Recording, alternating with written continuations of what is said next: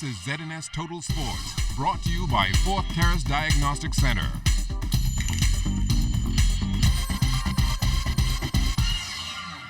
Welcome to sports, everybody. Our men's national basketball team will travel in July in hopes of moving on to the next round of Olympic qualifiers. That round will include home and away series, and so all the relevant authorities will need to get on board.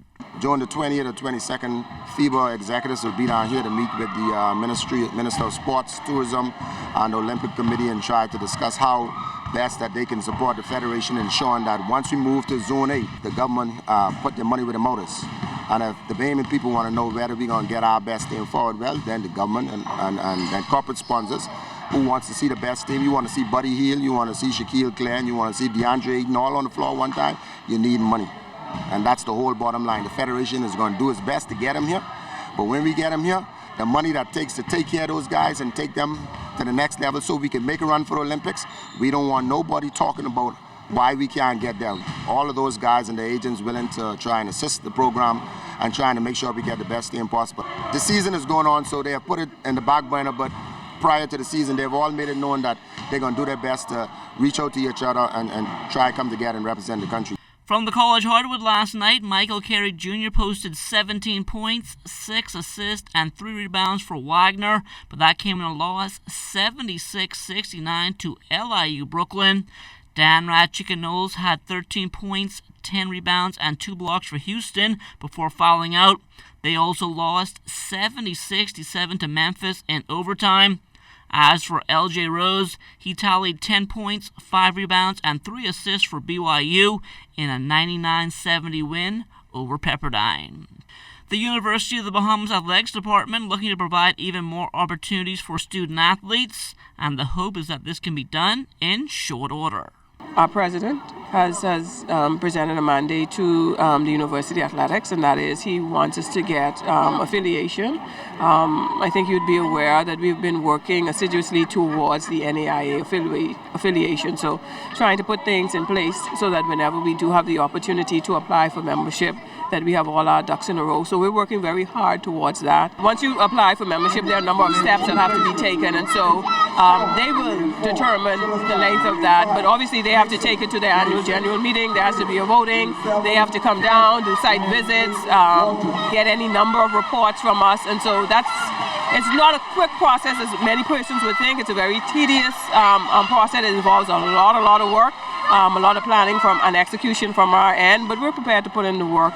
And we're looking as early as next year to advance an application to the NAIA for consideration for the Sun Conference. You know, we just know that we want to get our kids consistently competing in an NAIA Sun Conference, because there's no doubt we go to the NAIA Sun Conference track meets and even some of the bigger Division I meets, and we're right there. And so we know that is a championship that we could own. And so we want to get there sooner rather than later. 2017 has gotten off to a rough start when it comes to violence here in the capital, and triple jumper Leevn Superman Sands has had enough. You know, every day I cut my phone on, I'd be scared to look at my WhatsApp because my phone blowing up with pictures of some young person just get killed or, you know, or murdered and stuff like that, man. I done lose too many cousins over this whole youth violence. Doesn't make any sense. You know, there's so much positive people like myself out there that you could follow, but instead some of you young people prefer to follow gangsters and murderers just for street credit. That don't make no sense. We have too much talent in the Bahamas. You know, use these talents to get out and go to college. You know, get a degree. I'm sure there's many other people out there who could jump just as good as me. Follow a world-class athlete. You know, follow someone who's trying to do positive things in the community, not negative things. I got scholarships all over from every high school, got scholarships from every college, because I focus on athletics. I wasn't the smartest in my class, but guess what? I was determined to work hard and do the best that I can do in class. The government of the Bahamas has granted $20,000 to the Farmers Key Class C Regatta, which will take place February 3rd and 4th. 20 sloops are expected in competition, and this year will be dedicated to the late Frank Hanna under the theme Sailing with the Legend. This will go a long way in ensuring the success of Farmers Key Regatta, and we certainly want to salute the family of Frank Hanna for the rich, vibrant, good legacy that he has left. He was a pioneer in supporting regattas, not only in Farmers Key, but throughout the Bahamas.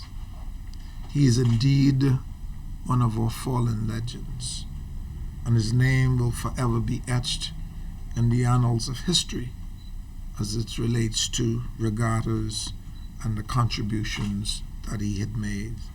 The boats that are coming are top boats. All are champions in their own right.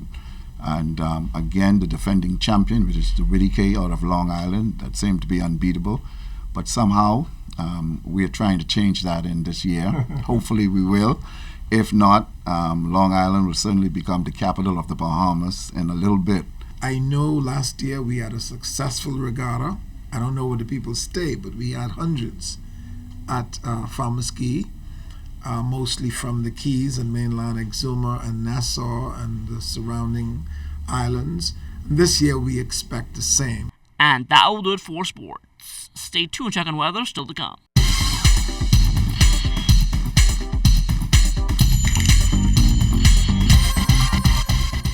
This is